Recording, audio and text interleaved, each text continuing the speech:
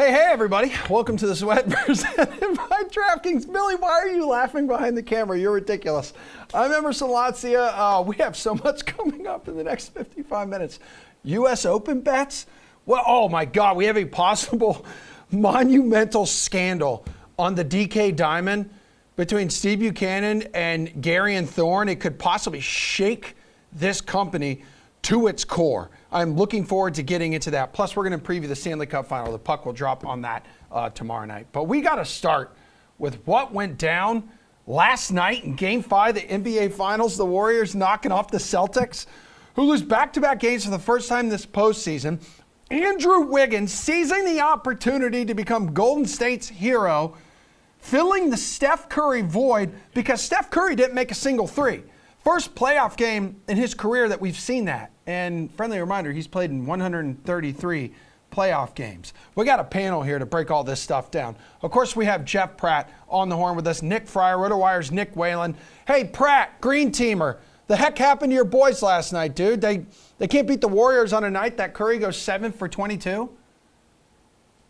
Apparently not. And Andrew Wiggins beat the Celtics, but the Celtics also beat themselves. The reality is, you can't have slow starts against a team like the Warriors and expect to win. I know we're all going to look at the fourth quarter collapse, but it starts with scoring 16 points in the first quarter and then having to dig yourself out of an early hole. As a result, the Celtics used all of their energy in the third quarter just to get back in this game, and the Warriors were able to put them away in crunch time. And then in the fourth, you saw the difference between a team with immense championship experience and a team with no finals experience prior to this series. The Celtics had some calls go against them. The Warriors hit some shots, and then they just unraveled. Whalen, dude, Jason Tatum now shooting 5 for 21 in the fourth quarter in this series. That's not going to get it done, dude, if you think you're a superstar.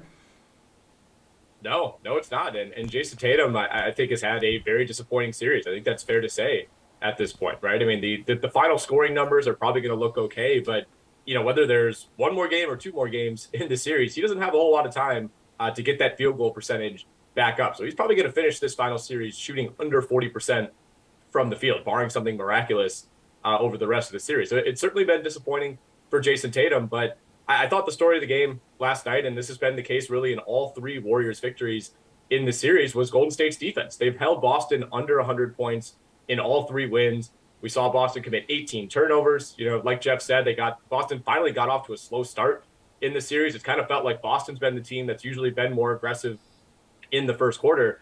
And we saw that completely flip on its head. And I think if you're Boston, you know, there was a lot of confidence in the post-game interviews. I think that's good. Obviously, Boston's had its back against the wall multiple times in this postseason. But I think it's really, really scary that you lose this game by double digits with Steph Curry giving the Warriors almost nothing offensively. You know, he got to 16 points. He's still always going to have the Steph Curry gravity, but man, you just know that whether, you know, with Game 6, even though it's back in Boston, Steph Curry's not going 0 for 9 again from 3. He just looked off all night. Nick Fryer, 18 turnovers, 10 missed free throws. That is a losing formula, is it not? Yeah, you actually took the words right out of my mouth. That's exactly what I was going to hit on. You lose a game by 10. I know one of the missed free throws was a Neesmith free throw in garbage time, but still, you lose a game by 10. You miss 10 free throws. You turn the ball over 18 times, 9 in each half. I mean, Jaylen Brown was the biggest problem in this one. I think he led the team with 5, and I know Smart and Tatum were right behind him. But man, he just, as much as he's been more aggressive than Tatum, I feel like from an offensive, from a shooting standpoint, when it comes to his ball handling, we saw it in the Miami series a ton, and we saw it a little bit against Milwaukee, but last night, there was just some place where he's just losing his handle, and the announcer saying, "Oh, they stripped the ball." No, it's just falling out of his hands left and right out of nowhere. So that's a huge problem for them. And yeah, you talked about the Steph Curry, stuff already. You guys highlighted it pretty well, but it's mind blowing that you turn the ball over 18 times and the 10 missed free throws. I mean, what is it? 21 for 31? What is this, like a rec league? No. I mean, I've seen rec league teams that are much more accurate than that. Fryer. So you're thinking Warriors now minus 360 to win the series. What are your thoughts, though, on Celtics plus 290? Do you have any confidence in them to chase that plus money, Fryer? So I had the Celtics in 7 coming into this. So I expected them to have to win the final game in San Francisco. So I'm not going to come off that where they're at, plus 290. I understand the difficulty of what they have to do, but this Celtics team is well aware that they do not make anything easy on themselves at any point throughout the course of this season. As much as they had that, they've obviously turned things around like crazy. So I can't go away from that. And at plus plus 360 for the Warriors to win, or minus 260, excuse me, for the Warriors to win it right now. Like, I'm not going to go in on that at this point. So if anything, I would say a sprinkling on the Celtics to go and pull this one off. But that's all I got for you right now. Okay, cool. Waylon, I mean, after what you've seen, like the past 2 games, Celtics losing back-to-back again for the first time this postseason, I mean, do you have any kind of confidence to sprinkle a little bit there on that plus 290? I mean, not a ton of confidence, but at the same time, Boston was riding a pretty incredible streak, not losing back-to-back games. So that felt pretty unsustainable. So, they're still, now, 7-1 in their last 8 games, off of a loss. So, there's reason to believe that they'll bounce back. I kind of thought that was going to happen last night. There were a couple times where they made some runs and got it close, but never quite got over the mountain. Again, what worries me is that, you just know Steph Curry is going to be better. And if you couldn't beat the Warriors, really didn't even get all that close last night with Curry having the game that he did, I think that's kind of a scary proposition for the Boston Celtics. But you're coming back home. Your role players typically play better at home. I want to say you should get a better Jason Tatum game, but I don't know, man. We're 5 games into this final series, and Tatum just, hasn't really been to that next level. We're talking like the 46-point game that he had against Milwaukee. It just doesn't really seem like he has that in his bag this series. So, if you're Boston, this isn't where you want to be, but a lot of people thought this was going to be a 7-game series. And for that to be the case, one of the teams has to be up 3-2, whether it's Golden State or Boston. So, if you're a believer in Celtics in 7, it's not going to be easy. You got to get to the 7th game. And I think the Celtics will have a decent chance to do it. If you're going to bet Boston, if you still feel like Boston's going to win, you got to do it now, because if they win Game 6, that number's coming down. Yeah, absolutely. Pratt, you have to agree with that. I know you believing that the Celtics can win in 7. Now's the time to hop on them. Absolutely. The value is there for Boston right now. Both these guys have touched on it perfectly. The most important question for me is, and I know that we've mentioned it multiple times throughout this segment, can they take care of the basketball? We all know the stat by now. The Celtics are 1-7 in the postseason when they turn the ball over 16 plus times. And the truth is, there are quite a few reckless players on this team. Jaylen Brown has a horrible habit of forgetting how to dribble and then just running into double teams and turning it over. Marcus Smart does too much a lot of the time, whether it's ambitious passes or heat check threes when he's already missed 2 in a row. That being said, it all comes down to focus. You're down 3-2, but you're not out. You're going back home. We've seen that this team is capable of beating anyone when they're locked in. And we've seen that they're able to go on the road and win a Game 7 if they're able to get to that point. They just did it against Miami after losing Game 6 at home. As long as the Celtics take care of the ball, they can win this series, but they got to win Game 6 first. All right, Waylon, let's look at finals MVP props here. Look at Steph Curry, heavy favorite now, minus 320. It's the one thing lacking from his resume. There's Tatum plus 350. You've already mentioned how disappointing he's been. But Andrew Wiggins plus 1,400. We saw what he did last night. But let's keep in mind here, too. Second on the team in scoring in these finals, tops in rebounding on the Warriors, and blocks, Nick. There would be nothing funnier just from like an objective comedy perspective than Stephen Curry somehow losing the finals MVP that he had such a tight grasp on to Andrew Wiggins, of all people. But I mean, it's hard to say it wasn't a dramatic swing last night with Stephen Curry playing so badly and Wiggins, playing so well. But I still think Curry, if the Warriors win the title, barring, Andrew Wiggins going for like 50 in a Game 6 victory on the road, it's still hard to imagine any other Warrior but Stephen Curry getting the award.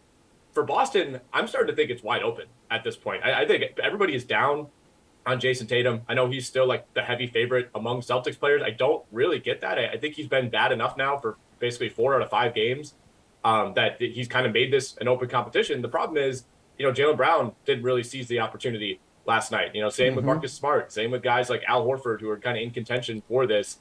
And it's interesting. If you look at the odds right now on DraftKings, the only Celtics on the list are Tatum, Brown, and Smart.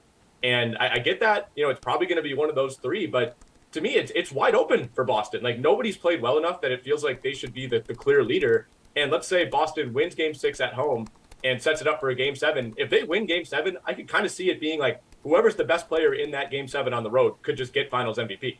Fryer, who would you consider betting right now for series MVP besides Chef Curry?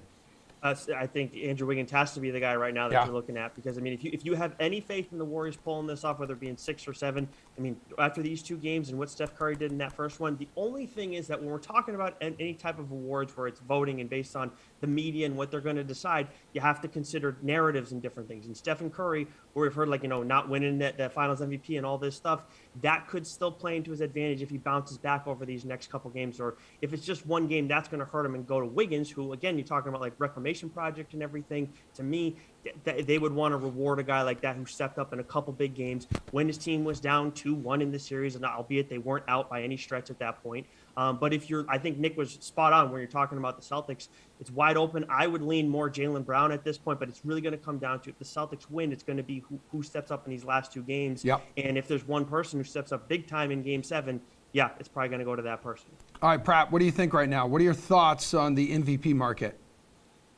Obviously, Wiggins is the clear target here, if you believe in the Warriors. Because if Curry has another bad game, if Wiggins goes for 25 plus, then this maybe shifts to, hey, this could be his award. And then on the Celtics side, I'm actually kind of thinking a little differently than these guys. I think if you're going to bet on a Boston player right now, it should be Jason Tatum, because if the Celtics are going to win, he's going to have to step up in this series. And Jaylen Brown, I think he had his chance, and it's fair to say that he lost it last game, because when you're not the big name from your team and you don't have the narrative behind you like Jason Tatum does, you can't have bad games and expect to be a contender for Finals MVP. You can have subpar games, but you can't have bad games, and that's exactly what Jaylen Brown did last night. 5 for 18 from the field, a team high 5 turnovers, a team high minus 19. Besides him getting to the foul line consistently, there was nothing to like about what he did in Game 5. And I think if the Celtics are going to pull out this series,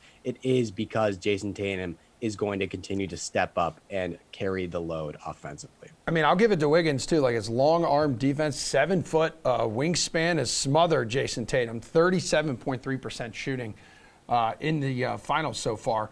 Pratt, what other early bets kind of catch your eye here ahead of Game 6? Like, we know the Warriors are the team on the brink of winning another NBA championship, but it's the Celtics wearing the favorites tag, 4-point favorites at home for Thursday night.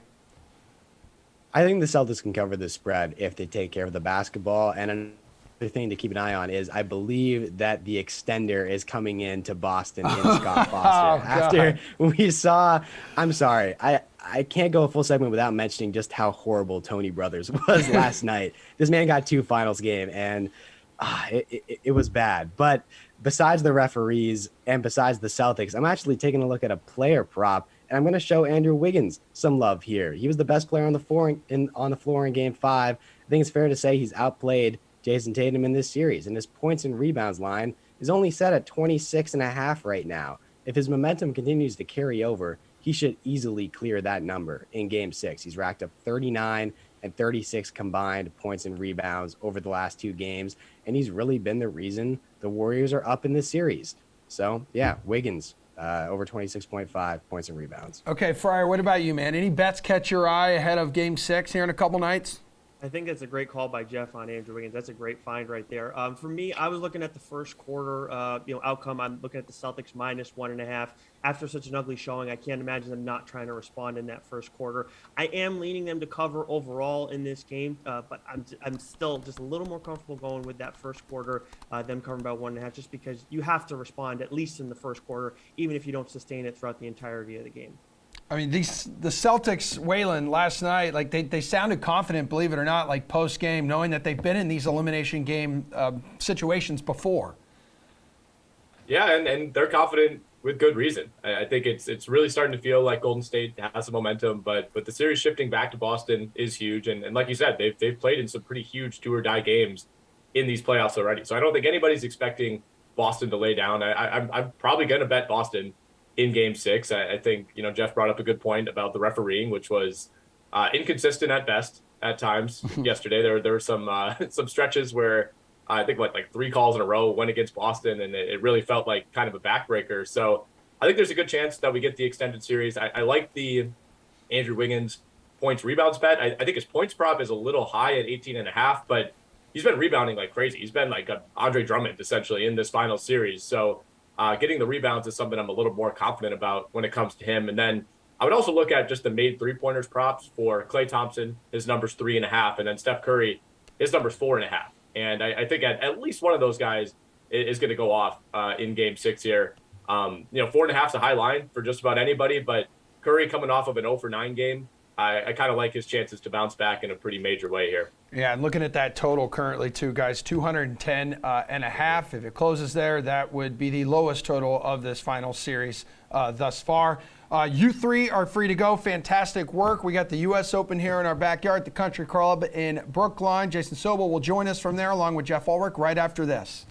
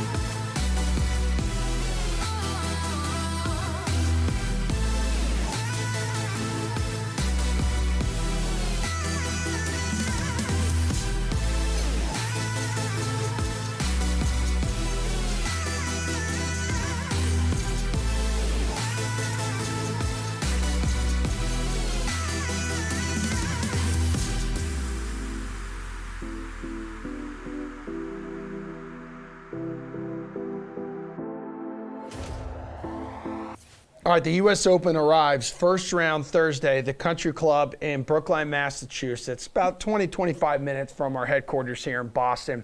Jason Sobel is there. We have feet, we have troops on the ground, and he tweets this yesterday. He says, just took a quick spin around the Country Club. At first blush, place looks absolutely mint. Tons of risk-reward shots. Missing the wrong spot, and you're screwed.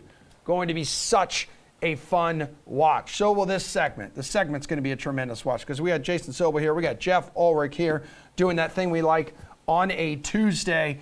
Jason, obviously, based off your tweet there and conversations you and I have had, you are there on the course. What are some other things that you have taken away from being there? Because talking with Jeff like yesterday, I've seen the videos like that one that's gone viral of the 9th hole where if the ball lands in the wrong spot, it's rolling right off and into the water.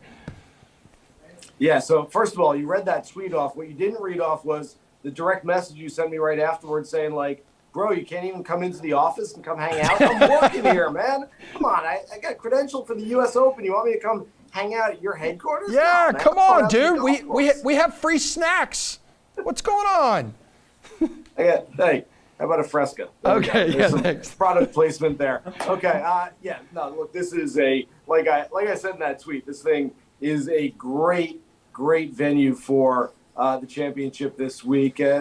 Look, the rough is thick. It's not as long as we've seen in some other U.S. Opens, but it's just thick. It's going to sit down in this stuff if you miss the fairways. And quite frankly, the fairways are so fast and firm that you're going to miss. You're going to miss a lot of these fairways. Just even when you hit the fairway, the balls are just going to bounce off and go into the rough. So you got to be a big, strong player to get it out of the rough. Look, the makeup, the prototypical U.S. Open champion used to be a Corey Pavin, a Lee Jansen, a Jim Furyk, a Graham McDowell, guys who hit it in the fairway, hit it on the greens, didn't make too many mistakes. That's changed over the last handful of years. We've seen Brooks Koepka twice, Dustin Johnson, Gary Woodland, Bryson DeChambeau, John Rahm. What do they all have in common? They're all big, strong, athletic dudes. And so I do think that at just over 7,200 yards, the Country Club could bring a few more guys into play. It's not Torrey Pines like we saw last year. It's not that big of a ballpark, but I still think that,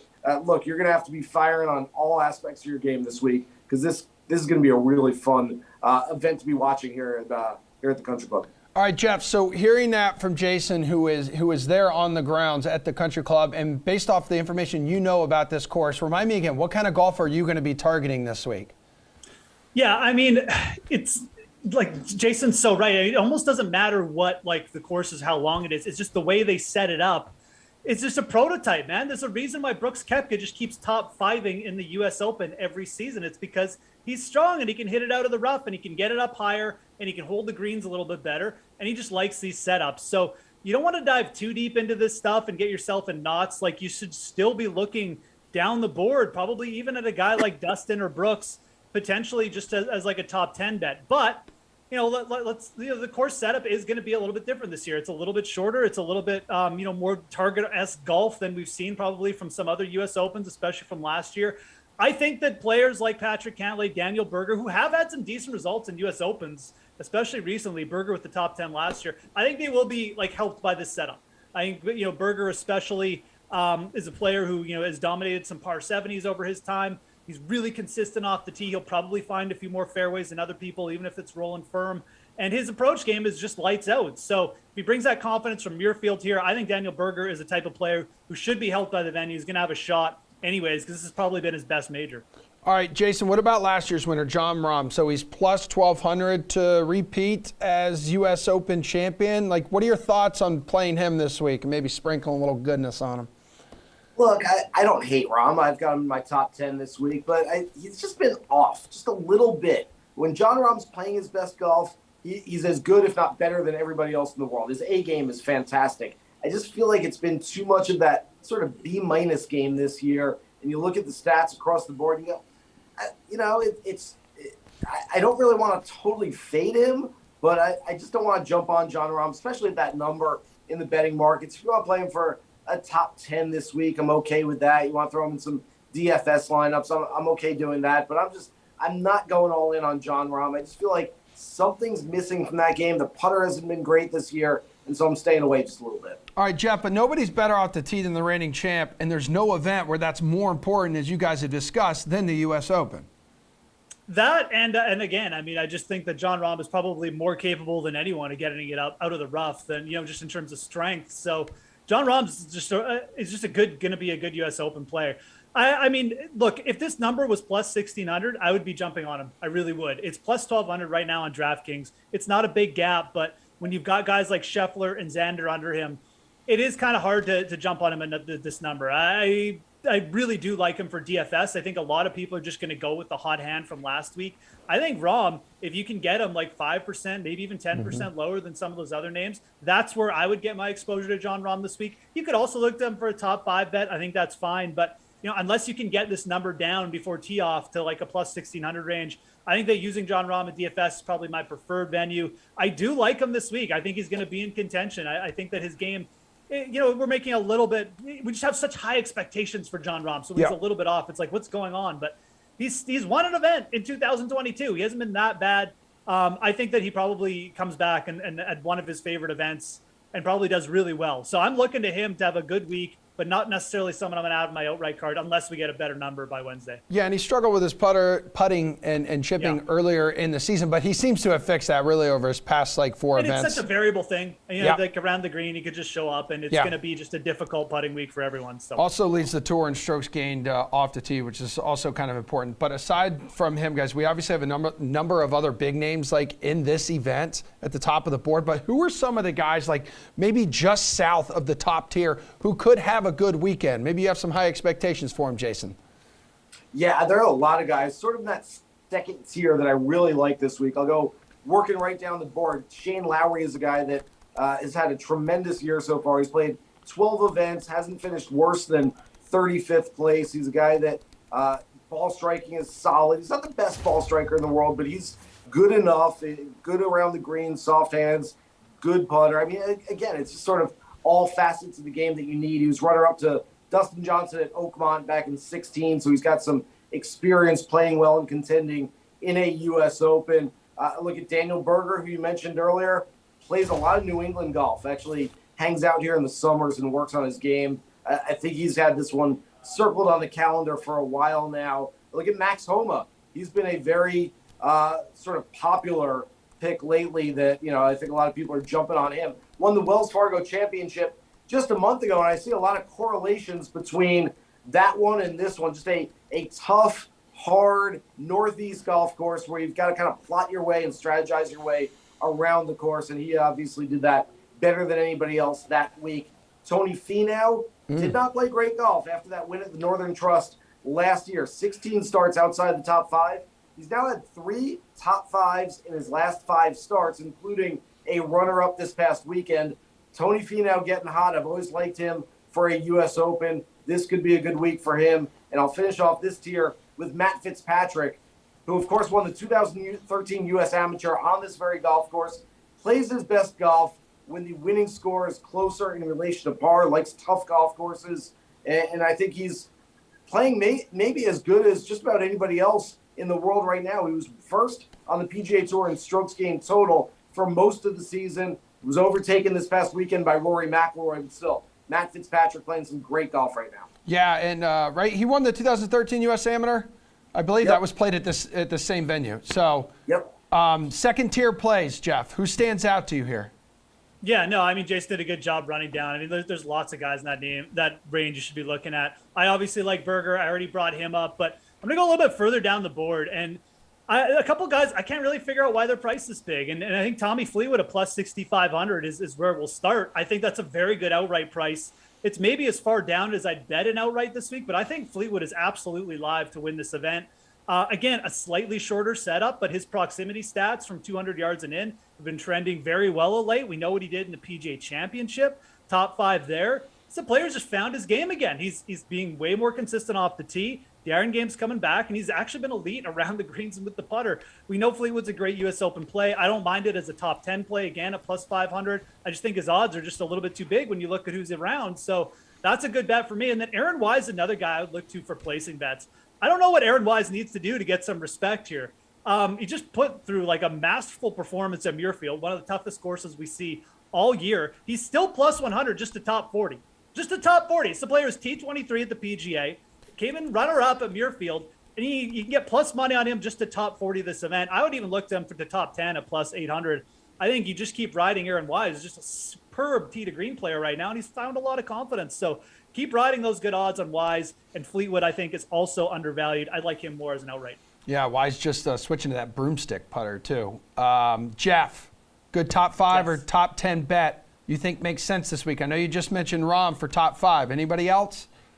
Yeah, for a top 5, I mean, again, some of the names I've already thrown out. Like, I think a guy like Daniel Berger is very set to kind of compete. So, looking to him for a top 10 or a top 5, a plus 330 is somewhere where I would go. But I think, again, looking down the odds, I mean, I would definitely look to like Fleetwood or Wise. I mean, those are probably my favorite top 10 bets from the perspective of just we're getting bigger odds. I mean, if you want a little bit of safety, I think John Rahm at plus 140 is fine, but I always prefer to kind of get a basket of bets in. And I think you go basket, you can get 2 guys with very good odds there in Fleetwood and Wise. You can balance your bets there. I think that's a good way to approach the top 10 market with a couple guys who in form, and form matters a big time for the U.S. Open, and especially with a guy like Fleetwood who's got a good U.S. Open record. Jason, what top 5 or top 10 bets do you have in your basket? Yeah, same as I mentioned earlier with Berger, Lowry, Fitz, Finau. So a lot of those same guys. If you want to chase some top 10s, I love what Jeff is saying about Aaron Wise. He's a guy that I essentially bet every week because he's undervalued consistently in the marketplace. I'm telling you guys, he's going to be a top 20 golfer in the world before too long, and he's going to win something big. I don't know that he can win a U.S. Open yet, but he's trending in that direction. A couple other names I'll give you for guys that I like for top 10s, maybe even top 5s, players that have been there before. Webb Simpson, a past U.S. Open champion, starting to play some better golf. I know it has been a great year for him, but he's over those injuries which hampered him at the beginning of the year. Sungjae Im is completely flying under the radar right now. 4 straight finishes of 21st or better. We know what kind of ball striker he is. And then, guys, when I was on the course yesterday, I started thinking about, what does it remind me of? And I started thinking back to Merion. Merion, of course, held this championship back in 2013. The guy who won that week just happened to shoot a 60 on Sunday. Probably should have, could have, would have been a 57. Made 3 bogeys in that 60. But Justin Rose is obviously playing some good golf right now. He should have some good vibes when he steps on this golf course thinking, hey, it's got a little bit of a reminder of Merion this week. Wasn't it, was it Justin Rose too, Jeff? Like over the weekend, weren't we talking about him yesterday? He had like the 4 eagles and then like couple of the bogeys there. Yeah, that's what Jason just said. He just shot 60 last week. So. Ridiculous. Look, if you're going by recent form, like as in the last event, I mean, it's hard to do better than Justin Rose for sure. So, yeah, I am kind of looking at this to play a little bit like Marion too. It's the shortest course we've probably seen in the U.S. Open setup for a while. So, I think it's gonna bring like veterans like that and just give them a better shot for sure. Jason, let's get you guys out of here with this. Who's going to take home the U.S. Open Championship in Brookline at the Country Club? First time this event has been held there since 1988. I'm going my favorite outright play this week, a guy who I mentioned earlier, playing some great golf this year, and he's sort of due for another big win. Came in third at the Masters. You know he can do it in a major championship. He's got a claret jug on the mantle still. Shane Lowry, and I'm telling you, Emerson, I don't know what the party is going to be like Sunday night in Boston if an Irishman wins the U.S. Open, but we're going out Sunday night, all right? Hell Shane yeah. Lowry wins this thing. We're going to party. Yeah, we got Cleary's. We got a couple good spots here, Irish spots around downtown Boston for sure. Jeff, what do you like, man? Well, I hope they serve Mai Tais in Boston as well. I'm going to go with Patrick Cantlay, who apparently is big into Mai Tais. Yeah, I think Cantlay is just overdue. And like the PGA Championship was obviously a write-off, but the bounce back at the Memorial, I think that's really got to open your eyes. Everything was clicking. The putter was extremely confident. And again, you look at setup, this is the exact kind of setup I'd like for Patrick Cantlay. Small greens, a little bit more placement and all-around effort probably going to be required than just pure power. I think Cantlay, who was T15 at the U.S. Open, is just well overdue to do something. He's taken on the top players before and won. I think you got to roll with him, especially at plus 2,000. The best value for my bet, in the top like 8 guys. Yeah, finishing top 3 in 3 of his last 4 starts. But Jason, just a heads up, you don't have to wait until Sunday night here in the Boston area to kind of party with us and DK and Jeff. You got to hop on a plane and come down because check this out here. Like, join us, please, everybody. Join DraftKings and Adidas Golf. We will reveal big Code Chaos 22 golf shoes. All new. We're going to kick off the biggest golf tournament of the summer in style. It's going to be Wednesday night, 6:30 to 10 o'clock, Lincoln Tavern and Restaurant in Southeast. So I'm going to be there along with Reed T. Fowler. We're going to be partying. We got special guests. We got influencers, not including myself. It's going to be an absolute great time. We also got a great time coming up right after this break because there is a scandal that is rocking DraftKings to its core on the DK Diamond. Steve Buchanan, Gary and Thorne talking baseball right after this.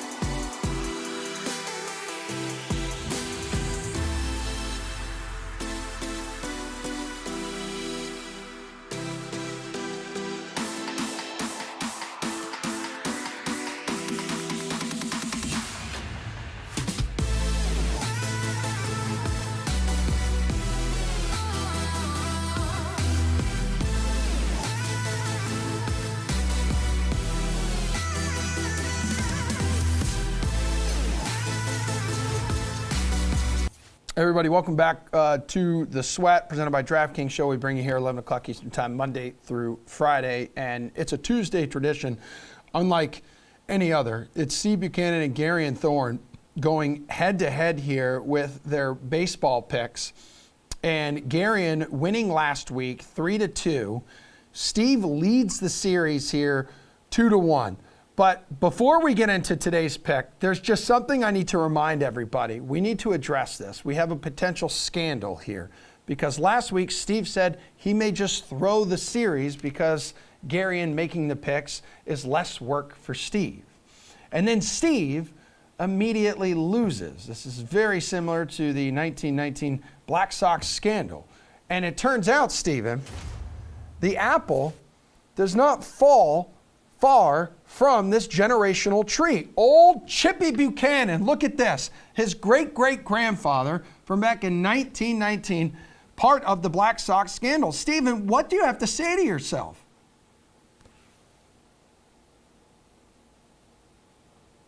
I was muted there because I said some scandalous things, so thankfully I was on mute. But, I think it needed to be said that I think this show needed a little injection of controversy. This show needed something to bring it back to life and bring it to be this show that everybody comes to see, is Steve going to throw this series? It's the talk of the town right now. So I am going to leave all the information locked right up here. You will find out once the series concludes if Steve threw the series or not. But talk about driving viewers to the show. That's exactly what I'm doing right now. It's all part of this master plan. Gary, and how does your... Can I just say, like, last week just shouldn't have counted anyway? I feel like Kaufman was here. It was a weird vibe. Yeah. Like, you know, just a Total strange show idiot. in general. Who really knows what happened? We call those the lost episodes of the Sweat. So, yeah. Okay. A lot of hijinks, a lot of tomfoolery. We can just move on. All right, so Gary, and your approach doesn't change at all, knowing that your competitor here is likely trying to lose on purpose. I mean, the key to my approach is I also really don't care if I win or lose this every week. So I would say unchanged. All right. All right, so Gary, let's go ahead. Let's start this week off here.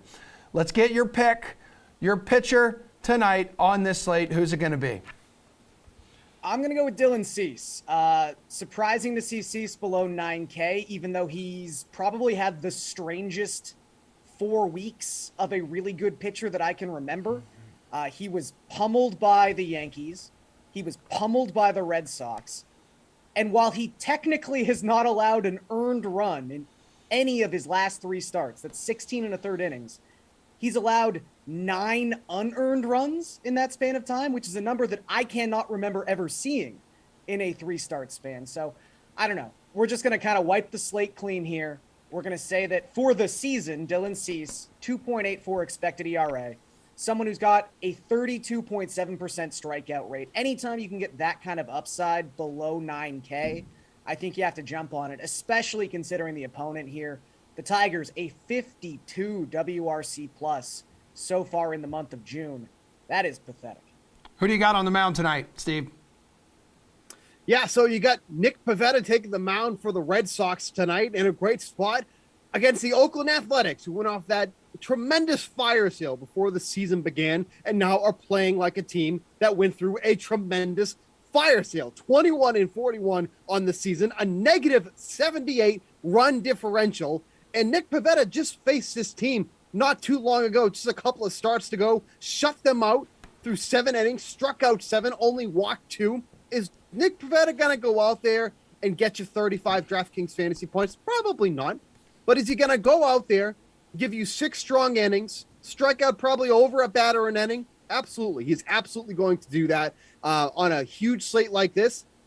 I can't expect that the ownership is going to be really weighted on Pivetta or really on Cease. This is one of those slates where the ownership is going to be very spread out. A lot of big names on this slate. Pivetta can easily go overlooked on this one. I like him in this start against the Athletics. All right, so 15 games on this slate here, Gare Bear. Take me to your favorite infielder.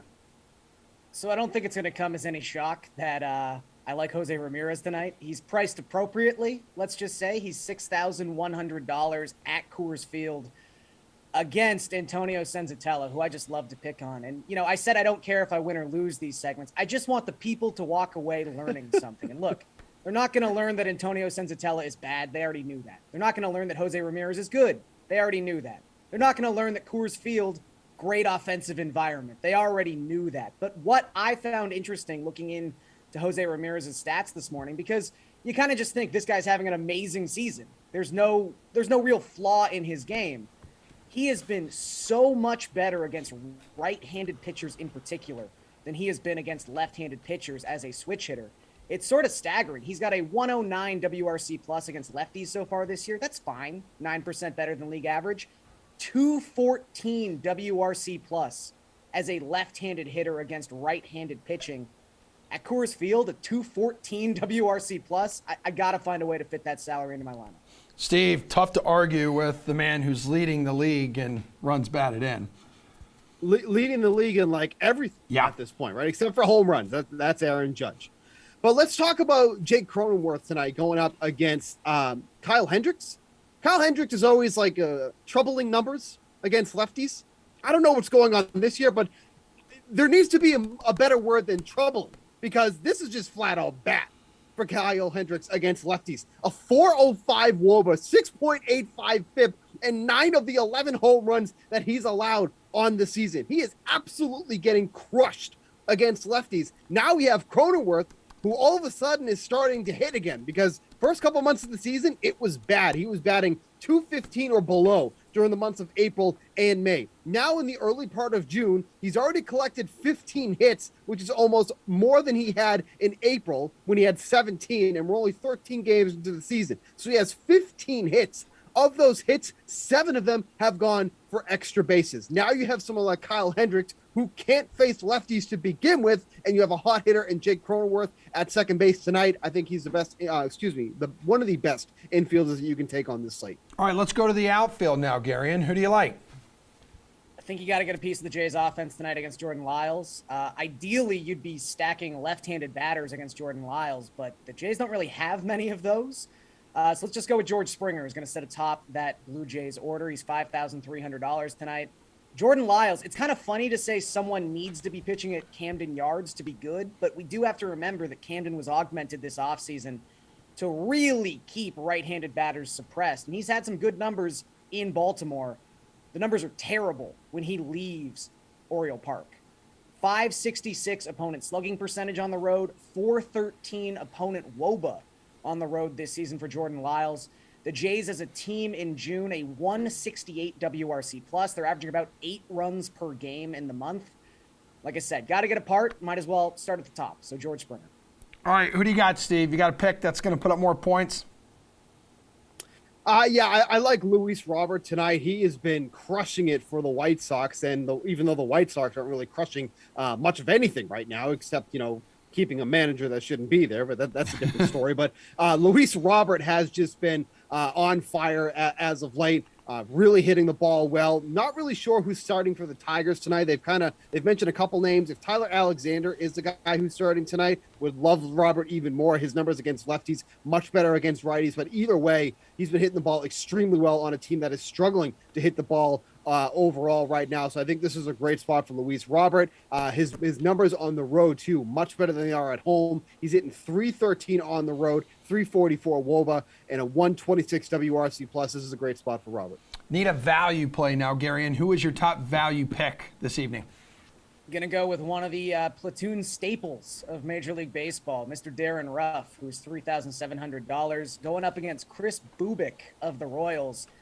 8.30 expected ERA for Bubik, which is somehow better than his actual ERA, which is well over 9 so far this season. Ruff has always crushed left-handed pitching. He's got a 136 WRC plus against lefties in 2022. For his career, that number's even better. It's 151 WRC plus. So under 4K, I think Ruff's in a really nice spot. And also he gives you some positional eligibility at both first base and outfield. So really easy to fit him into a lineup. Steve, who do you got for a value play? Yeah, staying with that team, with the lefty on the mound in Bubik, Austin Slater should be batting leadoff tonight. For the Giants, he's even cheaper. He's only $2,900 tonight batting, and like I said, in that leadoff spot there. They don't really start him against righties, but lefties, his numbers, that's where it's at. 336 WOBA, 204 isolated power, and a 119 WRC plus. Gary just mentioned how bad the numbers are for Bubik, and this is exactly why you take somebody like Slater, who's going to be one of the cheaper leadoff hitters that you'll get in this game. There is the potential that he will get pinch hit for later in the game, but nonetheless, he still should log at least 3 at-bats hitting at top of the Giants lineup, who should not only be going over their team total, but they should be beating up on Bubik in this game here. So getting him at $2,900 at the top of your lineup, that should be one of the better value plays on the board. All right, Care Bear, final part of Thorn in My Side. This could be the difference between you winning next week, which, again, you don't care about, and you losing. So give me your best bet here. Do like winning bets, though. So this is an important one. Right. Going to take the over in the Jays-Orioles game. I already mentioned Lyle's struggles, how good Toronto's offense has been as of late. The Orioles, in the month of June, 5th best isolated power, 8th best WRC plus. They've also been hitting really, really well. And Yusei Kikuchi has been pitching terribly. Awful starts back-to-back. Didn't even get out of the first inning in his last outing. I think there's going to be a lot of runs scored tonight at the Rogers Center. Steven, what about you, man? What's your best bet? Yeah, you can get the Dodgers at plus money on the run line at plus 105 over the Angels. Look, the Noah Syndergaard experiment has been okay at best, but he's really been struggling. He hasn't looked like the guy that we saw in the month of April. His strikeouts continue to be way down. He's striking out, has like 5 batters per 9 inning. I mean, that's just insane when you think about him. The velocity is down. And now he's facing one of the better offenses in the league in the Dodgers in LA. Tony Gonsolin, probably one of the pitchers that nobody talks about at all, has been unbelievably solid for that Dodgers rotation. They need it too with how Walker Buehler is going to be out, who's probably one of their weaker links. The struggles with Julio Urias. So Gonsolin has been one of their most consistent starters. Really don't hear about him much at all, but he should be able to quiet this Angels offense that has just been puttering along for the last 2-3 weeks at this point. So give me the Dodgers to win by at least 2 runs in this game at the plus money, plus 105. All right, Steve, if you end up throwing this series effectively enough, this should be tied next week 2-2. Guys, it will be. You did a tremendous job. Thank you so much for your help. We're going to talk NHL because Stanley Cup Final, the puck drops on that series tomorrow night. We got some guys here to preview it right after this. Never been.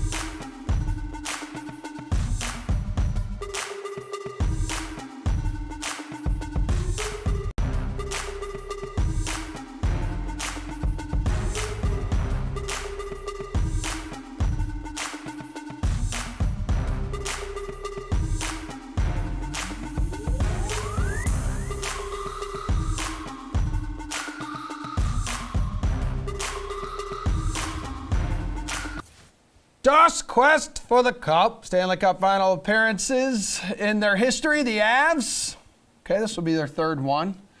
Tampa Bay, this will be their 3rd straight, 4th overall, winning. So 5th Stanley Cup Final appearance, but they're going to try to win it for the 4th time. Again, 3 straight years. AJ Scholes, Paul Bruno, Jeff Ulrich, I'm really glad you guys are here because game 1 of the series between the Avs and the Lightning, that starts tomorrow in Colorado. Avs currently minus 175 favorites to win the title. It's not often, though, you can get back-to-back champs here, Paul Bruno, at plus 150 odds. That's the situation, though, with Tampa going for the repeat here. So which side of this makes the most sense for you ahead of this series? Look, this is going to be a great series, Emerson. It pits the 2-time defending champs against the most dynamic offense in the Western Conference. The Avs have really relied heavily on an overwhelming attack to vanquish their opponents and now need to lean on that strength even more to win this series. Cale Makar and Nate McKinnon need to stay on top of their games to give the Avs that better-than-average chance to win. But I'm very comfortable going to the other side and taking Tampa as the underdog. Look what they've done. They've shown that they still have what it takes to win. All-world goaltending, a tower of power leading their stout defense, and a captain who does nothing but score clutch goals. And I think that I haven't even named their most important player yet in these playoffs. The whole team has demonstrated that they are willing to sacrifice their bodies and do whatever it takes to win. I'll take the Lightning to win it all. Okay, AJ, what do you want to do here, man? The high-flying Avalanche, they just cruise through the West, dude. Yeah, man. I honestly, I don't know. I mean, there's a couple of options here. Paul's call to take Tampa straight up at plus 150. That's great value. I'm not sure I want to risk minus 175 on Colorado here. You could go the Avs minus a game and a half. You get plus 110 on that. Not totally certain I want to bank on that. I think what I ultimately have landed on is Tampa Bay plus a game and a half comes in at minus 130. You get some value, obviously, if the Lightning win. If it goes to game 7, you'll get paid either way, regardless of who comes out on top. So I've been hemming and hawing all over the place on this one. I think I'm going to land at Tampa plus 150 on the series spread as my bet here. All right, Jeff. So odds makers giving the Avs, north of a 61% chance of winning this series here. Yeah, and I think it should be greater. So I'm going to go against both these guys and suggest that I think Colorado wins in a hashtag Avalanche because The Lightning are a great team, and it doesn't feel good picking against Tampa Bay. I mean, obviously, get them not having lost a playoff series in a while is a big thing. But the Avalanche have proven time and time again this year they are in a different tier. They are in an absolute different tier. They're in rarefied air right now, and I think it's going to come through against the Tampa Bay Lightning. And what did we see in the first couple games against the Oilers? The Avalanche with home shift, just getting that momentum, just the legs moving. And eventually just wears down the other teams to where the goals just come in bunches. And I don't think that you're going to see that much difference with the Tampa Bay. I think that the bottom six is just too much speed. So I like the Lightning. I mean, I think that, obviously if they can somehow grab game one, this series will go 6. I just don't think that that's what's going to happen. I think that Colorado is clearly the better team here. I think 5-on-5 it'll show. And I think that people are worrying a little bit, and this number has come down a little bit. Let's not forget, like Colorado was minus 225 a few days ago when the Eastern Conference Series was still going on. I think it's very bettable at minus 175, and I like Colorado at plus 110. What AJ threw out to finish this in 6 or less. I think you could even go 5 or less. So I'm big on Colorado. I think they get it done. And I'm very much looking at this as like, the mid 80s, kind of when the Oilers finally knocked off the Islanders and stopped their dynasty. So we'll see what happens. So you think it goes 6? You think that's inevitable here between these two teams? Because I'm looking I think it could be over quicker than that, honestly. Okay, all right. Well, sir, here we go. We got, if you want to sweep here, it's plus 550, Jeff. 5 games plus 260. What do you want? I think I'm going to go 5 games. I'm going to go Colorado in 5. I really do think that if you're asking me, for the exact result, to give me exactly how to say, I see that Colorado comes out, wins the first couple games. Probably game 2 is close. Tampa Bay grabs one at home, and then it finishes off in Colorado. So if we're going for the exact series number, I'm going to take Colorado in 5. AJ, what do you like here? Plus 210 for 6 and a 7-game series. Yeah, honestly, I like hedging that and just taking both. Honestly, you get paid out enough on the value that you don't lose anything by doing that, taking plus 210 on both 6 and 7 games. I personally would be surprised if it goes shorter. I get what Jeff's saying, the home record here, but I could also see easily Tampa winning their 2 games at home, and then you're at 6 for sure. So I would hedge and just take both bets at plus 210. Paul, what's your strategy for the series total game prop? Look, there's an underlying thing that needs to be said here. Jeff's saying that because his Oilers putting up nothing much in terms of a fight there, and that needs to be said. Now, I can also say the Leafs put up a better fight against Tampa than anybody in the last 3 years. And I think that's going to be the record at the end of this series. I do think it's going to go a long way. I think Tampa's going to win. Both teams have proved to be very resilient in these playoffs when facing challenges and have been dominant when they needed to be too. Neither club's been held down by an opponent for any length of time either. So I don't see either team doing anything more than getting maybe 2 games in a row. And I'm sure that it's going to go 6 or 7 games. Paul, what about your favorite play in this category for the Conn Smythe Trophy, Series MVP, Cale Makar favorite at plus 180? Well, look, my favorite to win the Conn Smythe is Nikita Kucherov because he leads the Bolts by 7 points in terms of their overall scoring. I said I didn't mention the name earlier. I've mentioned it now. He's got 23 points in 17 games, and he'll have to add to those totals if Tampa's going to win this series.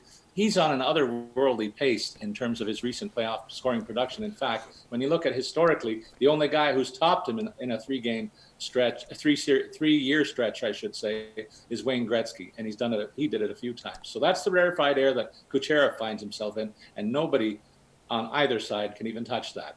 And my second favorite is Vasilevsky if they find a way to limit the Colorado offense in any way. But let me also say on the other side, I know Makar has been ridiculous in the series, 22 points in 14 games, leading the Avs offense, and he'll need to stay at that high level as they go in attack mode as their best way to win it outright. And Nate McKinnon's right behind him. So one of those 4 is going to win it, and I don't see any scenario where a player from a losing team wins the Conn Smythe in this set. Okay, I was going to ask you that too, AJ. Do you think we could see a Conn Smythe winner on the losing side for the first time since 2003? Especially you think it's going to go 6 or 7? Yeah, no chance of that. I just don't see that happening. And look, my play here is simple, and it takes into the fact that this is a voted on award here. And the voters in the past have shown that they take other factors into consideration. So Hedman and Vasilevsky won each of the last 2. Which means Kucherov, who's already leading the team in points, should be the favorite from the Bolts to get it if they win. If they don't win, it's probably because Kucherov didn't put up enough points. And then on the other side, McKinnon is the captain. right? Like Cale Makar, great story. The points totals are there, but McKinnon's got 11 goals. His numbers are right there with Makar, and he's the captain. So what you do, you bet Kucherov at plus 400. You bet McKinnon at plus 210. And whichever team wins, you're still getting paid out. Jeff, what's the play for Conn Smythe? Yeah, so I mean, obviously, I stated I think Colorado is going to win the series, but I think Nikita Kucherov is a fantastic way to bet the Lightning, and maybe even just as a hedge against the Colorado bet. I mean, AJ just laid it out beautifully. I mean, like, it's his turn. And also, you just look at this playoffs, he has been clearly the best player for Tampa. He really turned that Rangers series around. Vasilevsky, who's the second, the co-favorite from Tampa, has been really up and down. And, you know, unless Vasilevsky puts up like 4 shutouts or something in this series, I think the award's going to Kucherov if the Tampa Bay Lightning win. So I think at plus 400, that is where you should be looking to. And again, I really like this play from the perspective of, if you do like Colorado, you could take AJ's advice and maybe just bet Nate McKinnon. And I think that's probably, like, again, he's got bigger odds, but you bet Colorado to win the series, but you take a little piece of Kucherov, because if it doesn't work out your way, you know, you don't need to sprinkle too much of your profits to get some hedging there with Kucherov. So really interesting way to go about it, but Kucherov is definitely the player I got my eye on for the Conn Smythe odds. All right, guys, tremendous work. Really looking forward to this series starting tomorrow night. So we'll talk to you guys tomorrow a little bit more. I'm sure we'll work some DFS in as well. This show's back tomorrow morning, 11 o'clock Eastern time here in studio, where we will have Jared Carabas joining us, a Wednesday tradition unlike any other. We'll see you then, everybody. Peace out.